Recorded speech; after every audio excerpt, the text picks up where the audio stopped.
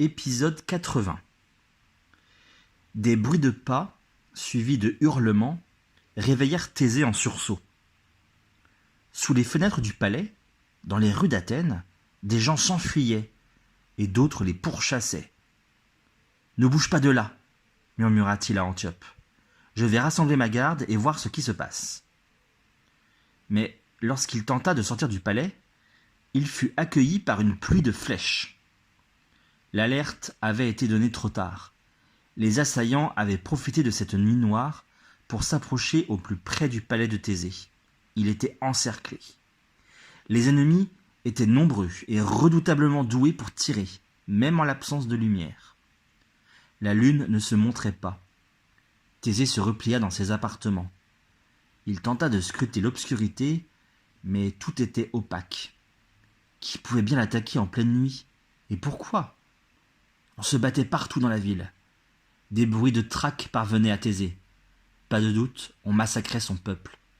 Thésée était fou d'inquiétude. Des cris barbares, des plaintes et des appels à l'aide résonnaient aux quatre coins de la cité. Soudain, il aperçut une ombre qui rampait vers le portail du palais. Quelqu'un essayait de se faufiler jusqu'à lui. Ses gardes avaient repéré celui qui approchait. Thésée leur fit signe de ne pas bouger. Il voulait le capturer vivant pour découvrir qui venait de lui déclarer la guerre et tenter d'y mettre fin. L'ombre se glissa à l'intérieur. Thésée bondit derrière lui. Surpris, son assaillant lâcha son arc. Thésée l'entraîna dans une autre pièce. Comme il était frêle et léger. Thésée approcha une torche de son visage et il vit que c'était celui d'une femme. La femme, profitant de son étonnement, lui cracha au visage.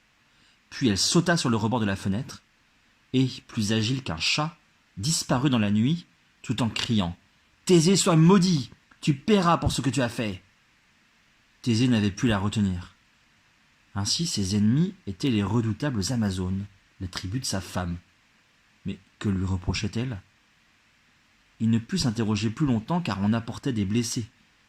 Il fallait agir, et vite. Il posta un homme armé à chaque fenêtre de son palais et attendit que le jour se lève. À l'aube, il tenterait de sortir. Ses ennemis, elles, semblaient voir dans le noir. Elles donnèrent l'assaut avant l'aube en poussant des cris qui glaçaient le sang. Thésée se battit avec énergie, repoussant de son épée toutes celles qui se jetaient sur lui. Il était seul. Les Amazones avaient déjà décimé sa garde.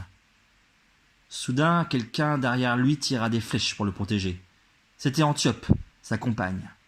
Elle se portait bravement à son secours. Elle poussait les mêmes cris stridents que les attaquantes. Thésée ne l'avait jamais vue ni entendue ainsi. Il ne put s'empêcher de la trouver magnifique. Ses cheveux roux formaient presque un casque autour de sa tête. Il reprit de la vigueur. La jeune femme qui s'était introduite en pleine nuit dans le palais combattait au premier rang.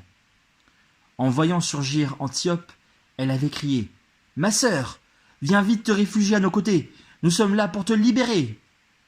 Mais Antiope avait crié en retour « Eurytie, arrête, folle que tu es, je suis ici de mon plein gré, personne ne m'a obligé à partir. » Était-ce le bruit des armes qui s'entrechoquaient? Était-ce de la mauvaise volonté de sa part? La sœur d'Antiope, qui commandait aux Amazones, n'eut pas l'air d'entendre. Elle ne donna aucun ordre pour faire cesser le combat. Et pire, à cet instant, elle décocha une flèche droit sur Thésée. Elle avait bien visé. Il était évident qu'elle ne pouvait manquer sa cible. Antiope se jeta devant son bien-aimé. La flèche de sa sœur l'atteignit en pleine poitrine. Deux cris retentirent, celui de Thésée et celui d'Eurytie. Le combat cessa aussitôt. Thésée prit sa femme dans ses bras. Il ne lui restait qu'un souffle de vie. Elle saisit la tête de sa sœur d'une main et, la rapprochant de celle de Thésée, elle murmura « Faites la paix !» Et le fil de sa vie se brisa. Dépeindre la douleur de Thésée est impossible. Il ne pouvait se détacher du corps de sa femme. À ses côtés, Eurytie pleurait sans arrêt. Lorsque, saoulés de larmes et de gémissements, Thésée et Eurytie se relevèrent, ils se toisèrent en silence. Puis la fière Amazone eut un geste imprévisible. Elle s'agenouilla devant Thésée. Thésée, surpris, lui fit signe aussitôt de se relever et il la prit dans ses bras. Pas un mot ne fut échangé.